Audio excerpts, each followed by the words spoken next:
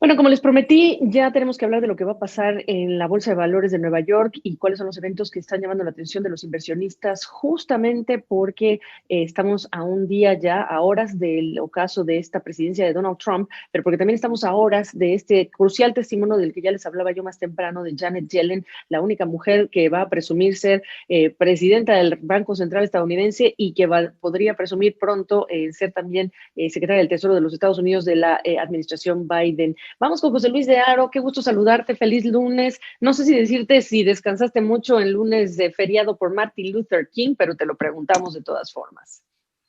Básicamente, Gaby, con esa toma de posesión que tendrá lugar mañana miércoles, seguimos trabajando, aunque sea fiesta nacional o haya sido fiesta nacional, y sobre todo muy atentos a todo lo que está ocurriendo en los mercados de cara a ese traspaso de poderes que de momento, si nos fijamos en los futuros en estos momentos de Wall Street, parece que va a seguir trayendo subidas en los principales indicadores. Un dato muy importante y que creo que es destacable es que básicamente podríamos ver cómo el presidente electo Joe Biden va a llegar a la Casa Blanca ya con un hito bursátil en su bolsillo. Y es que hemos visto cómo desde el pasado 3 de noviembre hasta el pasado viernes el Standard & Poor's 500 acumula un rendimiento de alrededor del 11,3%. Si este rendimiento se mantiene en un doble dígito, estaríamos hablando que el comportamiento de este indicador para un primer presidente que llega a la Casa Blanca ha sido el mejor desde la Segunda Guerra Mundial. Por detrás estaría el presidente John Fitzgerald Kennedy, también Eisenhower, pero de momento parece que los mercados están aplaudiendo ese cambio de tornas en la Casa Blanca y también se está dejando notar en algunos indicadores. Importante, además, que estamos hablando de una jornada en la que ya empezamos a recibir la continuación de este desfile de reportes trimestrales, reportes financieros de cómo les fue a las empresas en el último trimestre. Y sale Goldman Sachs, el viernes hablamos de JP Morgan Chase, Bank of America. ¿Qué es lo que estamos esperando en cuanto a ganancias y que retraten, digamos, los pronósticos de las empresas, José Luis?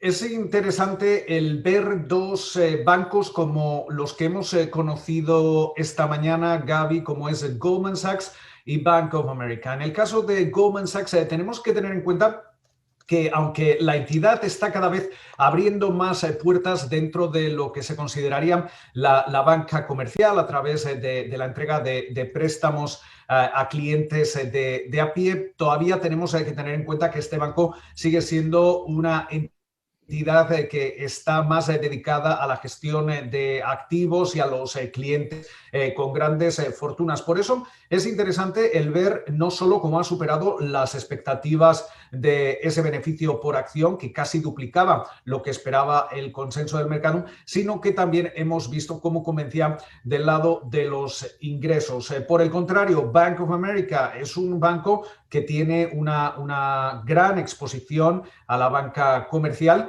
y por eso hemos visto que, aunque ha convencido del lado del beneficio por acción, los ingresos han quedado por debajo de lo esperado. Además, también estos bancos comerciales que están más expuestos a la economía real, a la economía de pie de calle, también tienen que guardar dinero, guardar provisiones precisamente para enfrentar la oleada de impagos de hipotecas, créditos y demás que pueden ir sucediendo en los próximos meses a medida que esperamos cómo va a pasarse o cuánto va a pasarse ese plan de estímulo, ese nuevo plan de estímulo que presentaba el presidente electo Joe Biden la semana pasada. Y que dentro de lo que acabas de decir, la propuesta de Joe Biden, muy importante que entender lo que esperas en el Senado, en esa audiencia de confirmación. Están los temas más polémicos, aumentar el salario mínimo federal a $15 la hora en un momento como el actual. Ya sabemos que en el mediano plazo está hablando y pensando Joe Biden de aumentos de impuestos, pero no solamente eso, sino la factura que le tiene 1,9 billones de dólares, la propuesta de Biden que debe ser aprobada por el Congreso. Pero ¿qué áreas esperas tú que defienda Janet Yellen, que ahora pues se mete al tema político para defender esta iniciativa que suponemos que ella también respalda, ¿no? Completamente, Gaby. Y además, ya por lo que hemos ido conociendo, lo que va a pedir Yellen a los legisladores es que gasten a lo grande. Por eso va a seguir defendiendo esos 1,9 billones con B de dólares, pero sin embargo, como bien indicabas, seguramente, y como están en estos momentos cotejando las principales mesas de inversión, esta factura no se va a aprobar en su totalidad. Primero tenemos que ver si va a haber algún tipo de apoyo bipartidista, es decir, si alrededor de 60 senadores en la Cámara Alta apoyarían esta medida. En estos momentos, precisamente, como hay propuestas como la que mencionabas, la de duplicar casi o más que duplicar el salario mínimo federal, básicamente no se espera que vaya a haber un apoyo bipartidista. Lo que sí que podríamos ver es que los republicanos a lo mejor podrían apoyar otras medidas. Podrían apoyar, por ejemplo, la entrega de esos cheques directos de $1.400. Quizás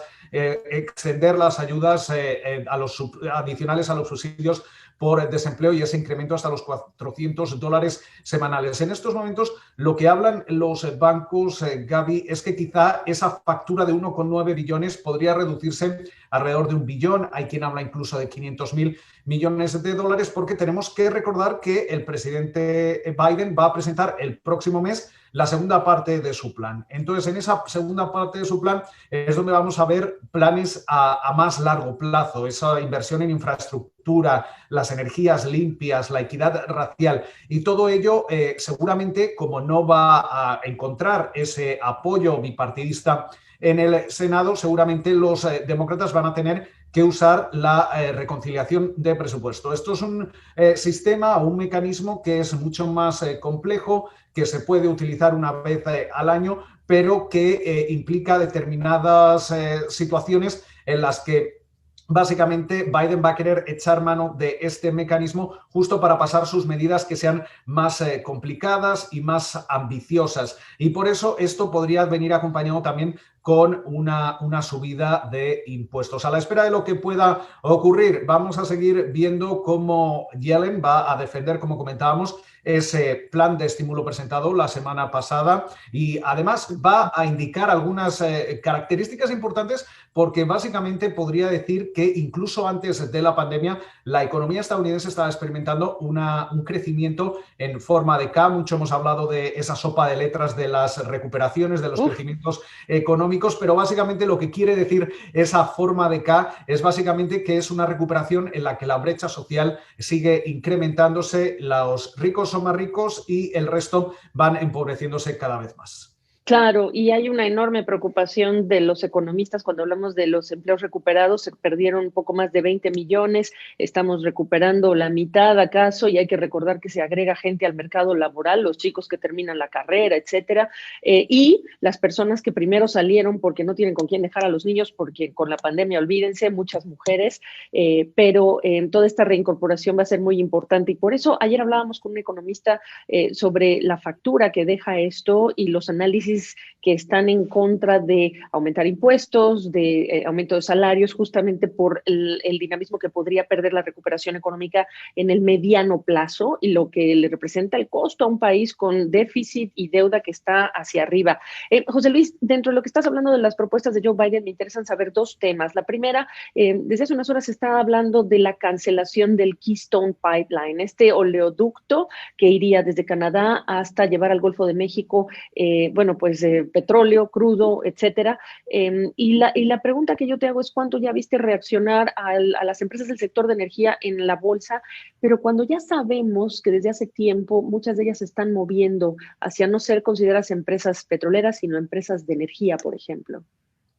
Básicamente o se asume ya, Gaby, que ese proyecto va a acabar siendo cancelado una vez que tome posesión la administración Biden, y que además básicamente lo que ya se ha construido y demás se va a vender pues por un precio muchísimo más bajo de lo que ha costado. Es importante el tener en cuenta cómo en sus primeros días en la Casa Blanca el presidente electo Joe Biden tiene previsto el deshacer buena parte parte de la desregulación que ha hecho el presidente saliente Donald Trump en lo que se refiere a energías fósiles. Esto va a tener repercusiones más a medio plazo. También es cierto que algunas de esas desregulaciones y algunos de los decretos que ha firmado Trump ya en lo que se refiere a energía fósil, por ejemplo, la exploración y la producción en algunas partes del norte de Alaska y demás, en zonas que podrían haberse considerado como protegidas, van a ser mucho más difíciles de deshacer, no se van a poder deshacer inmediatamente, con lo cual va a ser interesante la rapidez con la que básicamente Biden va a poder implementar su agenda de energías limpias y reducir sobre todo la actividad fósil aquí en Estados Unidos. Obviamente todo esto va a tener repercusiones en las grandes petroleras y vamos a tener que estar muy atentos porque podrían ser las más afectadas en bolsa una vez que todo esto comience a materializarse. Hay también quien dice que ahora mismo estamos viendo ese repunte en la demanda de petróleo a medida que seguimos viendo cierta recuperación en la economía global. Hemos visto como el West Texas Intermediate se acerca ya o ha sobrepasado los $53 el barril. También hemos visto cierto repunte en las acciones de las petroleras, pero sin embargo es cierto que a medio y largo plazo esta situación va a cambiar y va a favorecer más a las energías limpias y las energías renovables. ¿Qué esperas para el resto de la semana, José Luis de Aro, para ir cerrando esta conversación de mañana? Básicamente, Gaby, todas las miras puestas en esa inauguración de mañana miércoles y sobre todo todos los primeros decretos que Joe Biden vaya a firmar en las primeras horas y los primeros días en el despacho Oval, y también, sobre todo, atentos a las compañías que van a seguir presentando resultados. Al cierre de la jornada de hoy le toca a Netflix. Va a ser muy interesante el ver cómo, una vez que ya han pasado esos confinamientos duros, seguimos viendo el crecimiento de la competencia en esa guerra del streaming, cómo se está comportando Netflix en esta situación en la que todavía no hemos vuelto a la nueva normalidad, pero tampoco estamos confinados, y cómo está lidiando con su capacidad para seguir aumentando suscriptores. Impresionante, además, que sacó hace 2 semanas, si no recuerdo mal, 70 producciones que va a liberar en este 2020. 70, José Luis, 70. ¿Quién pudiera? ¿Quién pudiera? Y simplemente cerrar con ya esta información que hemos estado manejando, que José Luis muy bien apunta y es importantísimo. Estamos hablando de decretos ejecutivos esperados, revertir lo que sería esta prohibición al ingreso de personas que provienen de países mayormente musulmanes, de mayoría musulmana, pues reincorporarse a lo que es ese Acuerdo de París sobre cambio climático, pedir obligatoriamente a los empleados federales del gobierno federal que usen mascarilla o cubreboca, ampliar o extender estas restricciones en lo que serían los desalojos y también los foreclosures, las ejecuciones hipotecarias, y extender también esta pausa en lo que es el repago de créditos estudiantiles, que también José Luis de Aro lo mencionó. Una cosa que me parece que deberíamos hablar del dato de color ha sido dentro de las ideas de Donald Trump levantando las restricciones de viajes de algunos países, incluyendo Brasil, y después la administración Biden, la administración entrante, diciendo no. Y cómo hay esta puja en una administración saliente que no quiere tener nada que ver con la que viene, ni siquiera la primera dama, en una digamos, tradición que hemos visto por años en la presidencia. Las primeras damas invitan a las primeras damas, las salientes a las que van a llegar.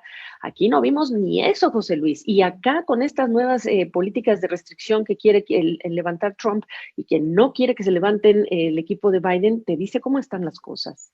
Completamente, Gaby. Hemos visto primero no solo ese traspaso de poderes o ese periodo de transición que está siendo relativamente complicado, sino que también incluso el propio presidente Donald Trump no acudirá durante la jornada de mañana, esa ceremonia de inauguración. Pero la decisión de la administración saliente de Donald Trump de levantar esas restricciones y de Biden de asegurar que no va a ser así, básicamente pone un poco de manifiesto los escollos y los problemas que sigue intentando generar la administración saliente de Donald Trump para intentar básicamente minar en cierta forma todavía los primeros días y los primeros meses del presidente Biden en la Casa Blanca, sobre todo en materia internacional, en un momento en que, aunque podríamos ver cómo los líderes internacionales, especialmente, por ejemplo, en la Unión Europea, van